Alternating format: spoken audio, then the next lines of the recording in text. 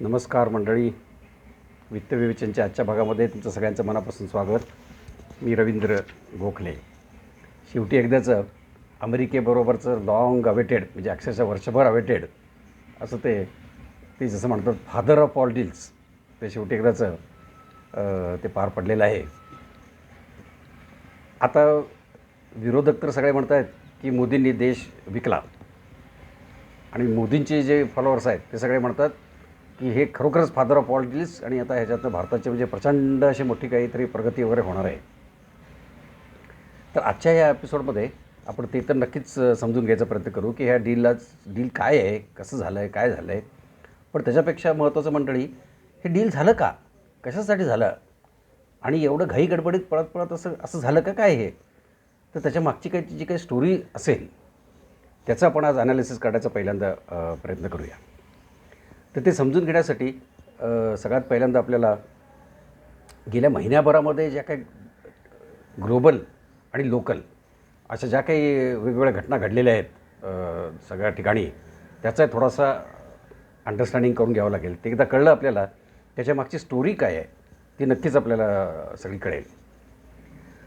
तर आता कसं आहे की डील तर सारखे, म्हणजे मीटिंग तर सारख्या चालूच आहेत दोन्ही पार्टीच्या. त्यांचे आहेत, आपले गोयल साहेब सारखे तिकडं जात आहेत किंवा त्यांचे लोक इकडे येत आहेत, आणि बोलणं चाललं आहे असं नुसतं डिक्लेअर करत आहेत.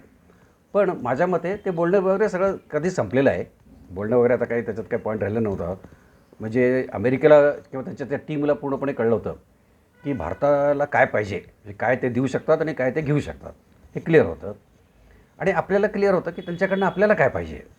त्या दोन्ही बाजूच्या दोन्ही टीमना हे क्लिअर होतं. मग मिटिंग कसल्या होत होत्या सारख्या, मिटिंग काय फारशा होत नव्हत्या. नुसतं ते अमेरिकेचे लोक ते सांगत होते आपल्या टीमला की अरे कधीतरी सांगा मोदी साहेबांना, एक फोन करा म्हणावा. एकदा डोनाल्ड साहेबांना एकदा एक फोन गेला की हे सगळं आपल्याला असं पटापट सह्या करायला, तुम्ही मोकळे आम्ही मोकळे नाही, पण हे सगळं पटापट संपवून टाकू. पण मंडळी होतं काय की ना मोदी काही इकडनं काही त्यांचं हे काही हे का सोडायला तयार नव्हता. ते काय त्यांचा फोनही घेत नाहीत, आणि ना त्यांच्याकडं काही तिथं अमेरिकेत जाऊन त्यांना काही चापलुशी त्यांची करणं हे तर इम्पॉसिबलच होतं. आणि तिकडे ट्रम्प साहेबसुद्धा हटून बसलेले होते की त्यांनाही माहिती होतं हे आपण काय 50% वगैरे काय ड्युटी लावली आहे अमेरिकेला, भारताला, ही काही म्हणजे काय ह्याच्यात काय अर्थ नाही. कारण रशियाचं तेल घेतलं म्हणून 25% ड्युटी लावायची, आणि तिकडं चीन पण मजबूत रशियाचं तेल घेतो आहे, आणि त्याला मात्र घाबरून काही लावायचं नाही. त्यामुळे तसं त्यांची पंचायत तर झालेलीच होती, पण त्यांचा इगो आड येत होता. अशा दोघांच्या इगोच्या ह्याच्यामध्ये हे सगळी गाडी तिथं अडकून बसलेली होती. मग हे जर होतं, मी कोणती फुटली कशी, तर त्याची स्टोरी बघायला आता आपण दोन्हीकडच्या बाजू समजून घ्यायचा प्रयत्न करूया. इकडं भारतात काय चाललेलं होतं आपल्याला, भारतातलं तर आपल्याला सगळ्यांना माहितीच आहे की भारतामध्ये एकीकडं म्हणजे BJP, म्हणजे मोदींचा जो पक्ष आहे तो तर सगळे इलेक्शन जिंकतो एका पाठोपाठ एक. म्हणजे ज्या कुठल्या इलेक्शन होतात तिथं आपलं विक्ट्री ह्यांचीच आहे. म्हणजे पॉलिटिकल फ्रंटवरती त्यांची स्टॅबिलिटी ही अधोरेखित होत होती, आणि अजून स्ट्रॉंग होती आहे, हे दिसत होतं सगळ्याला. दुसऱ्या याच्या बाजूवरती म्हणजे मोदी असतील किंवा बाकीचे मंत्री सगळे असतील, ते आपल्या एक्सपोर्टरना सांगत होते की look for new alternate markets. म्हणजे आता अमेरिकेचं 50% तुम्हाला परवडत नाही ना, तुमची 100 रुपयाची गोष्ट तर 150 रुपयाला विकली जाते आहे, ते तर तुम्हाला नाही आहे. मग दुसरं मार्केट बघा ना, अमेरिकेच्या आधी किती दिवस लागणार आहात तुम्ही, असं म्हणून त्यांना ते एनकरेजही करत होते. त्यांना वेगवेगळे सवलती पण द्यायचा प्रयत्न करत होते, आणि त्यांना दुसरं मार्केट बघण्याचा जो काही प्रयत्न सरकारतर्फे होता तो जोरात चालू होता. आणि त्याचे रिझल्ट्स म्हणजे आपले काही एक्सपोर्ट काही असं काही एकदम ड्रास्टिकली कमी झालं असं नाही आहे. रादर ते बऱ्यापैकी इम्प्रूव्हिंग ह्याच्यामध्येच दिसत होतं. त्याचबरोबर मग आपल्या भारताने काय केलं जोरात की वेगवेगळ्या देशांच्या बरोबर ट्रीटीज करायला सुरू केल्या. म्हणजे जे फ्री ट्रेड ॲग्रीमेंट्स आपण आधीच्या एपिसोडमध्ये आपण बघितलेले आहेत काही तर तशा ॲग्रीमेंट्स ह्या त्यांनी आता जोरात करायला सुरू केल्या.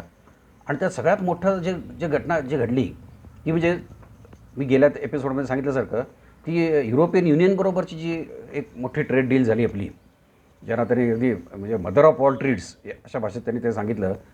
ती ट्रेड डील म्हणजे ते एकदम मोठं, म्हणजे 200 कोटी लोकांनी एकमेकांच्यात केलेलं एक व्यापक सहकार्याचं एक कॉन्ट्रॅक्ट अशातर्फेच त्याच्याकडे ते बघितलं गेलं. म्हणजे ह्या बाजूला भारताचं बजेट अतिशय व्यवस्थित स्मूथपणे पार पडलेलं आहे. पॉलिटिकल स्टॅबिलिटी आहे, इकॉनॉमिक फ्रंटवरती सगळे म्हणजे इंटरनॅशनल सगळ्या हे सुद्धा एजन्सीसुद्धा सांगत आहेत की भारताची पुढच्या वर्षीची growth is guaranteed. It is more than 7%. 60% वरती ग्रोथ. म्हणजे अमेरिका ज्याला 2-4 महिन्यापूर्वी ट्रम्प साहेबच म्हणत होते की it is a dying economy, जे मेलेली इकॉनॉमी आहे त्याची ग्रोथ 60% होती आहे. ही कसली मेलेली इकॉनॉमी? तेव्हा तोही एक न्यूज सगळं जगभर चालू होता. आता इथं ही सगळी अशी परिस्थिती इकडं असताना ते अमेरिकेच्या म्हणजे ग्लोबल लेवलला काय चाललेलं होतं, तर हे तात्यांनी जे काही आता वेगवेगळ्या देशावरती वेगळे टॅरिफ लावलेले आहेत, त्या टॅरिफचा परिणाम म्हणजे त्यांचे कस्टम ड्युटीचं कलेक्शन जे आहे अमेरिकेचं, ते चांगलंच मोठ्या प्रमाणावरती वाढलेलं आहे.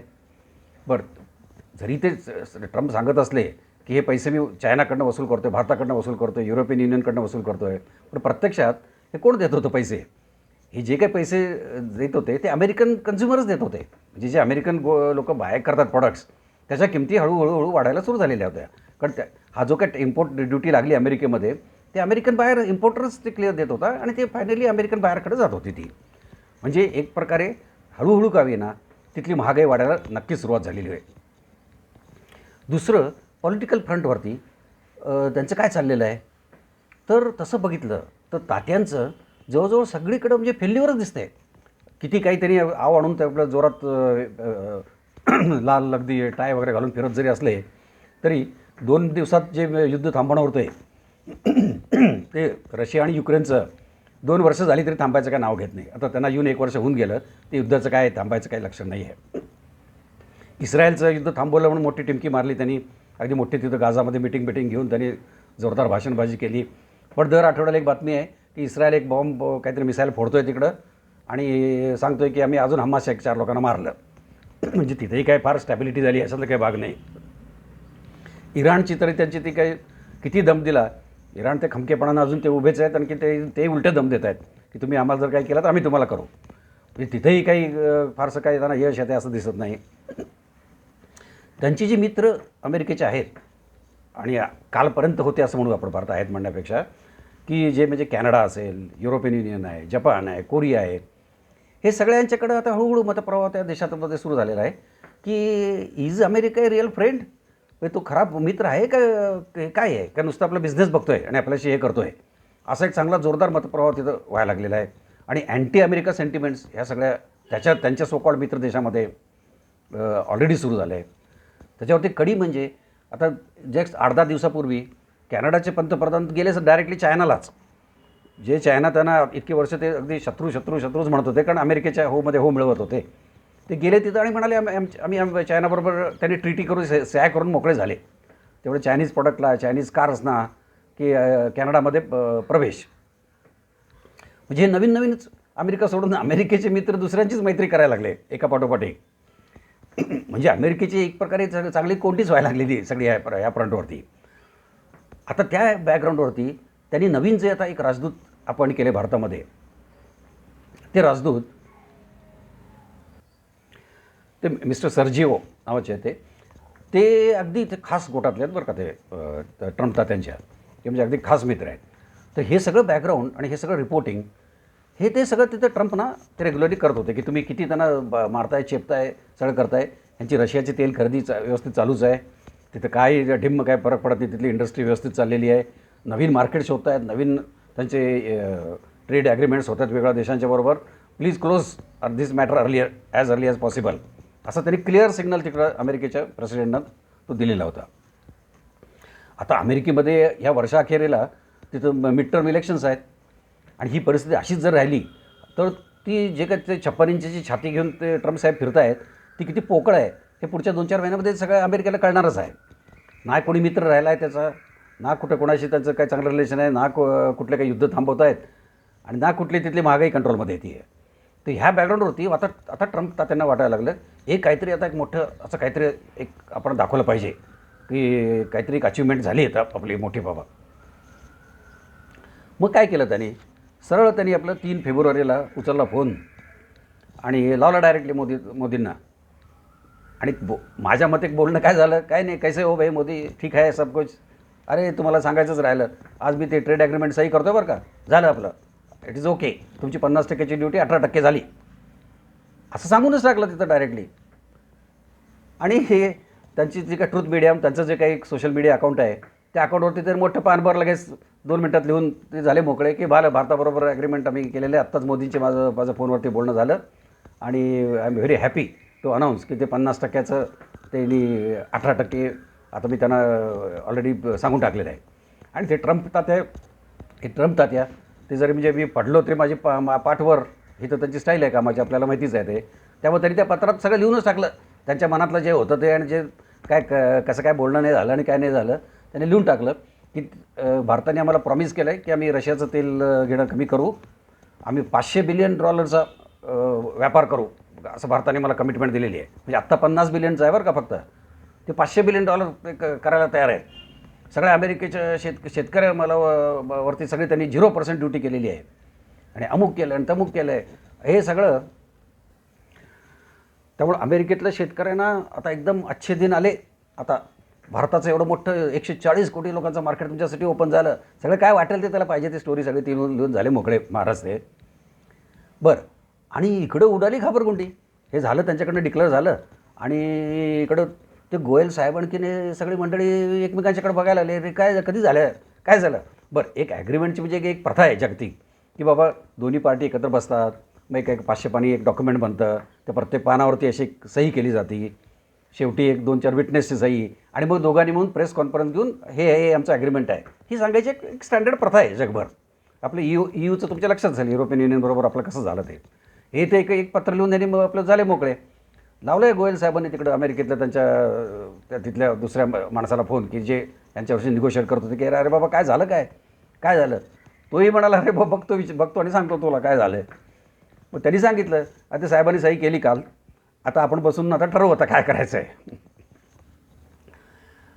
मग हे आता मोदी साहेबांनी लगेच ते फोन झाल्या त्यांनी सांगून टाकलं, okay thank you very much my dear friend Trump, की तुम्ही आमच्या ह्याला मान दिलात आणि आमच्याबरोबर तुम्ही ट्रेड ॲग्रीमेंट हे केलं, आमची ड्युटी 18% आणली, त्याबद्दल धन्यवाद. त्या धन्यवादामध्ये त्याने कुठेही रशियाचं तेल घेत नाही म्हणून नाही सांगितलं, ना कुठं काय ॲग्रिकल्चरचं सगळं सेक्टर ओपन करतो म्हणून सांगितलं की नाही, काहीच बोललं नाही ते.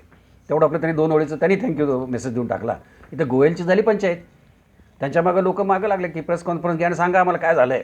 इकडं विरोधी पक्ष सगळे ओरडायला लागले की देश विकला. तर गोयल साहेबांना कळेल आता काय सांगू आता मी सगळ्या लोकांना. गोयल तुम्ही नीट बघितलं तर जरी हे 3 तारखेला जरी हे झालं ट्रम्प साहेबांचं झालं, तर गोयलना 2 दिवस झाले प्रेस कॉन्फरन्स घ्यायला. त्यांना कळे ना की काय बोलू प्रेसमध्ये आणखीन काय सांगू, कारण कशाला त्यांनी ॲग्री केलं आहे हे कुठं क्लिअर आहे. मग 2 दिवसानंतर त्यांनी प्रेस कॉन्फरन्स घेतली आणि मग त्यांनी ते स्पष्टपणे मग त्यांचे जे मनातले विचार होते आत्तापर्यंत तेच सांगितले त्यांनी की 18% ड्युटी झालेली आहे, डॉक्युमेंटवरती सह्या झालेल्या नाही आहेत अजूनही, ते आम्ही मार्चमध्ये करू सह्या, मार्चपर्यंत आम्ही ते फायनल करू सगळं आणि मग तुम्हाला त्याचे डिटेल सांगू. पण आपलं ॲग्रिकल्चर सेक्टर काय आपण ओपन करत नाही आहे. आणि रशियाचं तेल म्हणजे काय ते ऑलरेडी आपण सांगतच आलो की तेल कुठनं घ्यायचं हे आम्ही आमच्या देशाचं हित बघून ठरवू.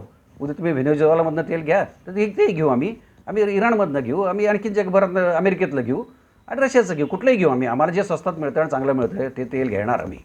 हे त्यांनी त्या मिटिंगमध्ये आपलं प्रेस कॉन्फरन्समध्ये सांगून टाकलं आणि ती प्रेस कॉन्फरन्स झाली. आता त्याच्यानंतर 2 दिवसामध्ये म्हणजे आता 7 तारखेला परवा शनिवारी सह्या झाल्या त्याच्यावरती. म्हणजे लगेच गोयल साहेबांनी सही करून डॉक्युमेंट दिलं पाठवून तिकडच्यानी सही केली. पण ते केलं काय, हे फ्री ट्रेड ॲग्रीमेंट झालेलं नाही आहे. हे एक अंडरस्टँडिंग झालेलं आहे की दोघांच्यामधलं की बाबा हे आपण करणार आहे आणि ह्या गोष्टी त्याच्यामध्ये आहेत. फायनल ॲग्रीमेंट आपण मार्चच्या मिडपर्यंत करू. हे असं करून त्यांनी आत्तापुरती तरी वेळ मारून दिलेली आहे. पण असं दिसते आता त्याच्यामध्ये म्हणून हे झालेलं, आता ही स्टोरी सगळी सांगितली मी आता तुम्हाला की काय झालं आहे आणि कसं हे असं झालं असेल असा काय दावा नाही माझा. पण जे काय घटनाक्रम बघतोय आपण आणि जे ट्रम्प साहेबांचा स्वभाव, मोदी साहेबांचा स्वभाव आणि ओव्हरऑल जे ग्लोबल आणखी लोकल सिच्युएशन जी आहे त्याच्याप्रमाणे हे असं घडलं नक्की असण्याचं पूर्ण पॉसिबिलिटीज आहे. आता मी ह्या माझ्या व्हिडिओचा केला पार्ट 1. आता पार्ट 2मध्ये आपण आता हे समजून घेऊ की हे शनिवारी ज्या कागदावरती सह्या झाल्या आणि जे काही सांगितलं आहे ह्याच्यात आहे काय आत्तापर्यंत म्हणजे जे काही म्हणजे फ्रेमवर्क म्हणतात त्याला, हे ॲग्रीमेंटचं एक फ्रेमवर्कवरती सह्या झालेल्या आहेत. त्या फ्रेमवर्कमध्ये असं काय लिहिलेलं आहे की ज्याच्यात भारताचा फायदा आहे, भारताचा तोटा आहे, आपला देश विकला आहे का, अमेरिका विकत घेतली आपण का, काय झालं तरी काय, हे आपण आता ह्या पुढच्या व्हिडिओमध्ये आपण ते इन रिअल सेन्स समजून घ्यायचा प्रयत्न करूया. त्यामुळे पुढच्या व्हिडिओची वाट बघा. ती उद्या मी तुम्हाला तो दुसरा व्हिडिओसुद्धा रिलीज करतो आहे. Thank you very much.